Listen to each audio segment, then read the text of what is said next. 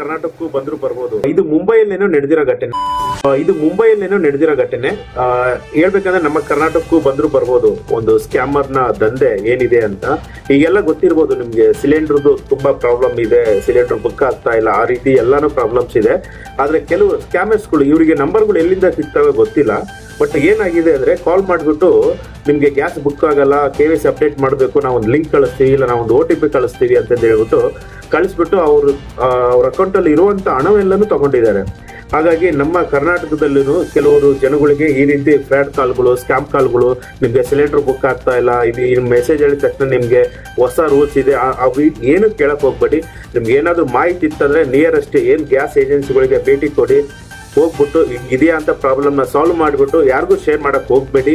ಈ ರೀತಿ ಕಾಲ್ ಬಂದ್ರೆ ಗ್ಯಾಸ್ ಏಜೆನ್ಸಿ ನಾವು ಈಗ KYC ಮಾಡಬೇಕು, ನಮ್ಗೆ ಈ ಲಿಂಕ್ ನ ಶೇರ್ ಮಾಡಿ ಅಂತ ಹೇಳಿದ್ರೆ ಯಾವ್ದು ಮಾಡಕ್ ಹೋಗ್ಬೇಡಿ. ಹುಷಾರಾಗಿರಿ. ಬಾಯ್.